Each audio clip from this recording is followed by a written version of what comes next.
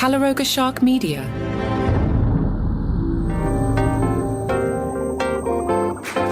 Happy Saturday, I'm Johnny Mac with your daily comedy news, a daily briefing on stand-up comedy, comedians in the comedy industry, a sentence the algorithm loves. A couple good jokes from late night during the week. Seth Meyers said the Army increased its maximum enlistment age from 35 to 42. One drill instructor said, drop and give me 4 sets of 5. Great joke. Josh Johnson said, that doesn't sound like the war is over. This is very confusing. Should I or shouldn't I go to Times Square in my sailor outfit to kiss random women? Early in the week, the President of the United States deployed ICE agents to help with those pesky, long TSA lines at the airports. What a nightmare. Kimmel said somehow Trump found a way to make the airport even worse than it was. He then asked, when do you think the last time he was even on a commercial flight? Or in an airport? 1989? Good point. He tagged that with, snakes have been on a plane more recently than Donald Trump. Love it. Kimmel said one DH official told CBS, I have no idea what we're doing, and neither does he, so welcome to the club. Jon Stewart said, oh, we're sending ICE agents to calm the situation. It makes perfect sense. It's kind of like the way we calm our dogs during thunderstorms with a blanket of fireworks. John again, ICE isn't trained on x-rays. No surprise, they don't really seem to be trained on anything, actually.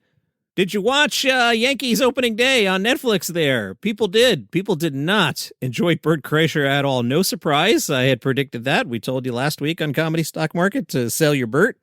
On the Dan Le Batard show, Dan said, Bert Kreischer can annoy people. Bert Kreischer on your baseball broadcast is not something I would do. If Dennis Miller and Tony Kornheiser don't work on Monday Night Football, a comedian around baseball is just simply not going to work on the broadcast, given what the customer base is.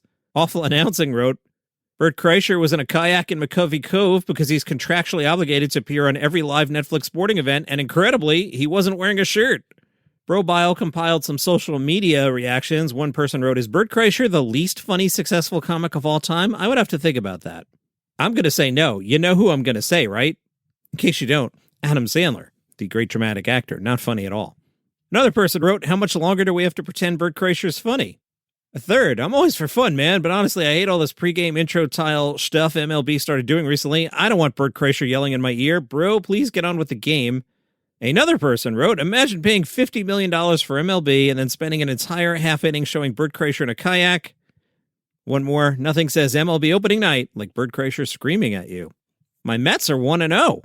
That was just a random thing I said in the middle of the comedy podcast. So it turns out Bill Maher is getting the Mark Twain Prize after all. Remember I told you the other day I couldn't figure out what was real or not? Remember somebody said he was, and then the White House said he wasn't? Well, this is going to shock you. The White House may have tried to mislead you. I know you're like, John, the White House doesn't do that. Well, apparently this one time they did. Bill Maher said in a statement, thank you to the Mark Twain people. I just had the award explained to me, and apparently it's like an Emmy, except I win. And that is the kind of humor that makes Bill Maher deserve the Mark Twain Prize. Last year, you may remember, it was Conan O'Brien, and it was a bit of a love fest. So we'll see if Netflix, tapes this thing and all the comedians come out and say how awesome Bill Maher is and we get a special out of it. We'll see. Now, what I love is all the press coverage I've seen about this is talking about how it's going to take place at the John F. Kennedy Center for the Performing Arts. No other alternate name was mentioned. Everybody's just calling it the Kennedy Center. Good job, everybody. Now, earlier in the week, the White House had said, this is fake news. Bill Maher will not be getting this award. Now, I don't know why Carolyn Leavitt, the White House press secretary, would have said that. Did she believe that Bill Maher would not be getting the award, or was she trying to mislead us from the truth? And if the White House press secretary is misleading us from the truth about Bill Maher, what else might she be misleading us about? I'll leave that to someone else. How many people have just unfollowed the podcast? For the rest of you, how you doing?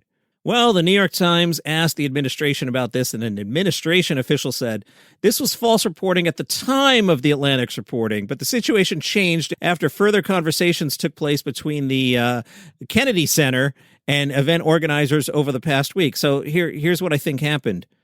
Somebody out of nowhere made up a crazy, unsubstantiated rumor that said, hey, we should give the Mark Twain Prize to Bill Maher. Now, the White House was like, no, we're not doing that. That's not true. That's fake news. Then after they read the fake news, they were like, but if the fake news wasn't fake, what if we gave it to Bill Maher? See, that's where the idea came from. It came from the fake news. And then they were like, no, that's actually a good idea. Jeffrey Goldberg from The Atlantic responded to all this and said, The Atlantic reported first and accurately that Bill Maher was going to receive the Mark Twain Prize. The White House's obfuscation strategy here is not effective. Previous winners of the Mark Twain Award include Conan O'Brien, David Letterman, Richard Pryor, George Carlin, Jon Stewart, Whoopi Goldberg, Bob Newhart. At one point, Bill Cosby. Don't ask questions. Just ignore that one. And now Bill Maher, famous comedian. Who's still here? Are you still here? I'm a little fed up with the nonsense, in case you can't tell. I'm a little fed up. Mark Normand. He's avoided getting canceled twice already this week. He caught up with the LA Times. They liked the special. He said, appreciate you for watching. Nobody wants to watch anything now. I'm really excited. The special's a joke, I don't know, every 15 to 20 seconds. So if you hate a joke, just remember there's one right after it. And it's all jokes, and a lot of it isn't even real. So if you get too upset, just realize half the stuff is just made up for the sake of humor. Just try to enjoy it and don't yell at me. That reminds me, at some point this week, I had this lofty plan that I was going to pull a bunch of clips to show how, personally, I found the one-liner after one-liner after one-liner to just be fatiguing. And we had a very friendly discussion in the Facebook group, Daily Comedy News Podcast group, about this. And I was going to pull some clips, and I just didn't get to it. While we're on that subject, I had to run a very unexpected errand on Wednesday afternoon, and that meant my production week got all thrown off. I haven't had a chance to watch Scrubs yet, so that's why I haven't reviewed yet. So at some point, I'll illustrate what I mean by Normand. The LA Times was curious, did they deliberately put the special out on St. Patrick's Day? Because St. Patrick's Day is a huge thing in New Orleans, and Mark said, oh my God, I wish we had put that much into it, but no, we're idiots.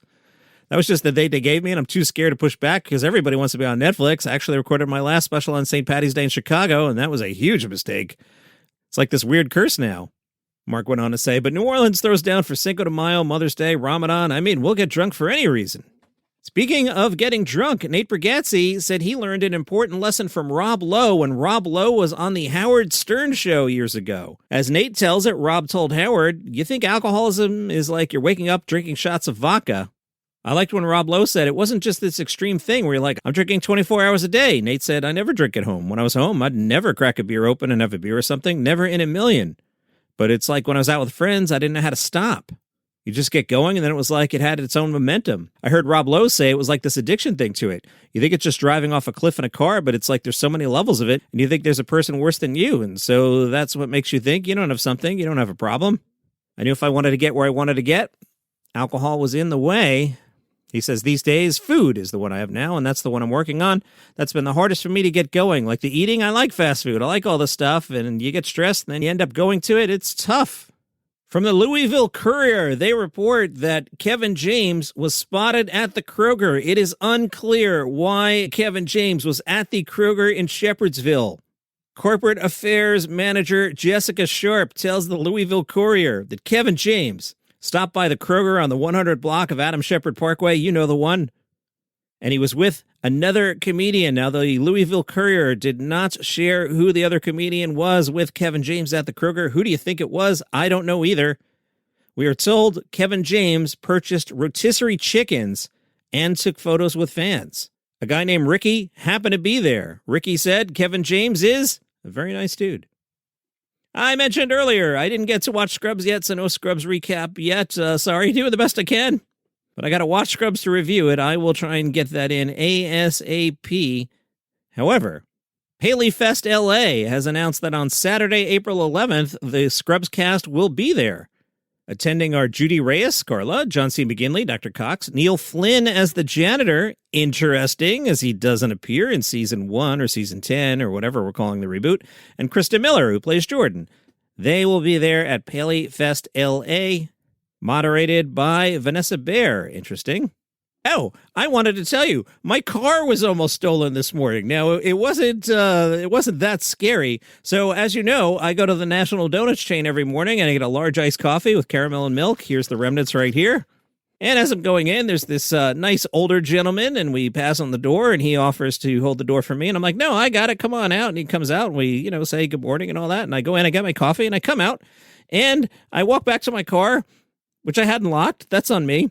And he's sitting in my car. And I'm like, now this is a nice older man. And I start waving at him, and he waves back. And then I'm like, am I crazy? And I check the license plate. I'm like, nope, this is my car.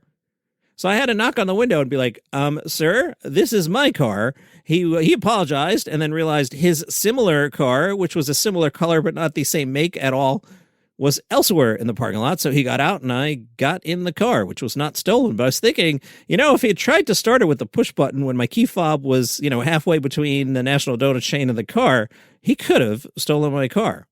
Hannah Gadsby caught up with The Guardian.